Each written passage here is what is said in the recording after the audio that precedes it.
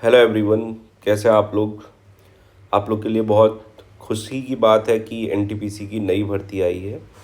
लेकिन साथ ही में इसके दो साइड हैं, एक पॉजिटिव और एक नेगेटिव।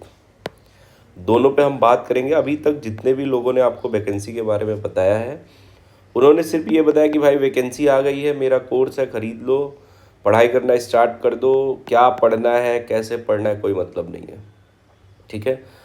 फिर भी इसकी पॉजिटिव साइड की हम बात करें तो ये एक पॉजिटिव हमारे लिए क्यों है, क्योंकि रेलवे में हर साल लगातार भर्ती नहीं आ रही थी। मतलब एक साइकिल नहीं चल रहा था कि एक भर्ती कंप्लीट हो तो दूसरी भर्ती शुरू हो जाना चाहिए। हर साल भर्तियां आना चाहिए। तो उस हिसाब से बहुत पॉजिटिव है कि रेलवे ने जैसे कि पिछली साल अभी एनटीपीसी सीबीटी 1 का एग्ज़ाम हुआ, उसका रिजल्ट आया है, सीबीटी 2 की डेट आ गई है।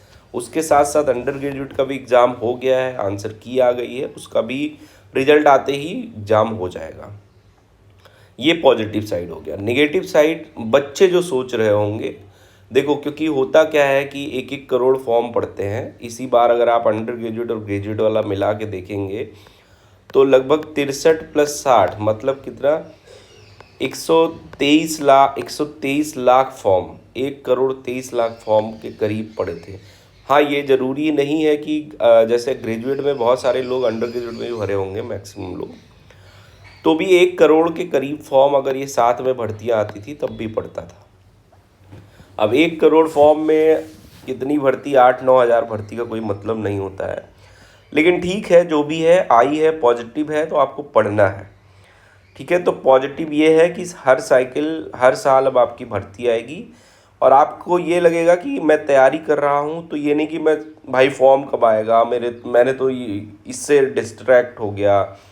इन सब बहाने जो करते थे उनसे थोड़ा सा आपको छुटकारा मिलेगा। अब दूसरी बात करते हैं कि कितनी भर्ती है, क्या इसके बढ़ने के कुछ चांसेस हैं या नहीं है।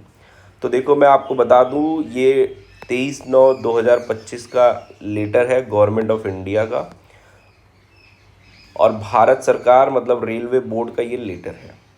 अब इसमें क्या बताया गया है, approved vacancies of non technical popular categories for notification इन 2025। जो नोटिफिकेशन देना है 2025 में, उसके लिए कितनी भर्ती अप्रूव हुई है उसके संबंध में ये लेटर है। तो क्या इस लेटर में जो भर्तियां लिखी है उसमें कुछ बदला जा सकता है? न, अब नहीं बदला जा सकता, बहुत ही मुश्किल है। तो जो भी भर्ती है आपके सामने, ये मैं आपको अंत में बताऊंगा इसका एग्ज़ाम कब तक होगा और क्या करके आप इसमें सफलता पा सकते हैं। थोड़ा सा पहले भर्तियों के लिए हम लोग डिस्कस कर लेते हैं। इसमें देखिए स्टेशन मास्टर की 615 भर्ती है। इसका पे लेवल से होता है, मतलब 35-400 के करीब इसकी बेसिक पे होता है। स्टार्टिंग आप 63-65 हज़ार के करीब एक सिटी में मान सकते हैं बिना किसी ओवर टाइम के। और भी पर्क्स होते हैं इसमें, तो उसकी बात नहीं करेंगे। गुड्स ट्रेन मैनेजर जो है इनका लेवल 5 होता है और सबसे ज़्यादा भर्ती इसी की है, 3423 ऑपरेटिंग में ये सब आते हैं। उसी में ट्रैफिक असिस्टेंट एक नया पद अभी इस बार आया है, पहले ये भर्ती नहीं हो रही थी। अब ये मेट्रो रेलवे में कह रहे हैं ट्रैफिक असिस्टेंट का पद है, इस लेवल 4 का पद है और 59 पद है इसमें। तो ये भी एक नया पद आया जिसके बारे में आपको डिटेल से बताऊंगा। फिर उसके बाद चीफ कमर्शियल कम टिकट सुपरवाइजर, जिसके रिलेटेड मैंने कल ही वीडियो डाली थी, क्या काम करता है, क्या होता है। बढ़िया जॉब है, 161 भर्ती इसकी भी है, अच्छी है।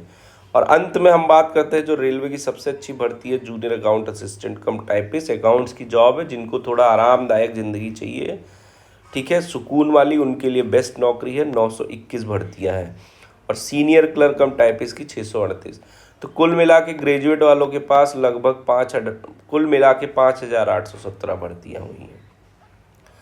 अब आप दो चीज़ें कर सकते हैं, या तो ये रोते रहें कि भाई भर्ती कम है, या तो कोई बंदा ऐसा होगा जिसका अभी एनटीपीसी सीबीटी 1 में नहीं हुआ होगा, वो कल से ही जुट गया होगा कि अब ये 5,817 में से एक पद तो मुझे लेना है। तो ये आप पे डिपेंड करता है कि आपकी मानसिकता क्या है। आप बस हमेशा जिसको कहते नहीं है कि आप हमेशा निगेटिव चीज़ों को देखते हैं, और एक लोग होते हैं हमेशा पॉजिटिव चीज़ों को देखते हैं। तो इसमें पॉजिटिव आपको दिखना चाहिए, निगेटिव नहीं दिखना चाहिए।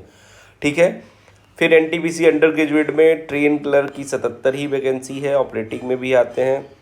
कॉमर्शियल कम टिकट क्लर्क की भी इतनी बढ़िया भर्ती है इसकी, और अकाउंट्स क्लर्क कम टाइपिस्ट की 394। देखो, अगर किसी को लग रहा है कि भाई मैं ये 12th वाली भर्ती, तो आपको बता दूं, अगर आप अकाउंट्स क्लर्क कम टाइपिस्ट में ज्वाइन करते हैं तो आप 3 साल बाद 2800 ग्रेड पे की नौकरी पे पहुंच जाएंगे, और एग्ज़ाम देके आप 4200 और 4800 4-5 सालों में पहुंच सकते हैं।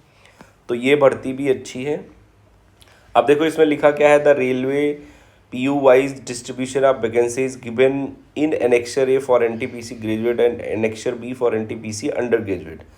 ए अनेक्सर ए में ग्रेजुएट के लिए, अनेक्सर बी में अंडर ग्रेजुएट के लिए। The zonal PU distribution has taken into consideration for pending inter railway transfer application. ये जो इंटर रेलवे ट्रांसफ़र होता है उसमें भी एप्लीकेशन जो भी लोग ट्रांसफ़र के लिए लगाए रहते हैं वो सब भी कंसीडर इसमें किया जाएगा।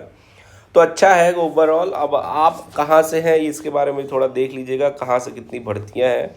ये PDF मैं टेलीग्राम पे दे दूँगा, और मैं आपके साथ अब फ्रॉम ज़ीरो टू आपके सिलेक्शन तक आपके साथ रहूँगा। हर एक छोटी छोटी चीज़ों में मेरा कोई कोर्स नहीं बिकता है भाई, आपके भाई की तरह एक मैं आपके साथ रहूँगा। कैसे आपको पढ़ना है, क्या गलतियाँ नहीं करनी है, कैसे हमने 2-4 साल जो है गलतियाँ करी और प्री तो होता था, जो है मेंस नहीं होता था। तो इन सब चीज़ों से बचते हुए, कैसे निगेटिविटी से बचना है, इन सब चीज़ों से बचते हुए अगर आप सिलेक्शन लेना चाहते हैं तो चैनल सब्सक्राइब करिए और टेलीग्राम से जुड़िए। हम लोग अभी से तैयारी स्टार्ट करेंगे, और अगर आप एक सिस्टमेटिक और ओरिएंटेड पाथ पे चलेंगे तो आपका सिलेक्शन ज़रूर होगा। बस यही कहेंगे कि अवसर में आप निगेटिविटी मत ढूंढिए, नकारात्मकता के बजाय सकारात्मकता ढूंढिए और पढ़ाई स्टार्ट कर दीजिए, ठीक है। जो भी ग्रेजुएट अंडर, जो भी अभी 12th पास आउट है वो भी शुरू कर सकते हैं, और अच्छी नौकरी आपके लिए। ऐसा नहीं है कि देखो CHSL की भी भर्ती तो 3-3.5 हज़ार ही आती थी, उसमें भी तो बच्चे सिलेक्शन लेते थे। तो इसको लेके आप पढ़ाई शुरू करिए बस। चलिए पढ़ते रहिए, फिर मिलेंगे अगली वीडियो में। All the best.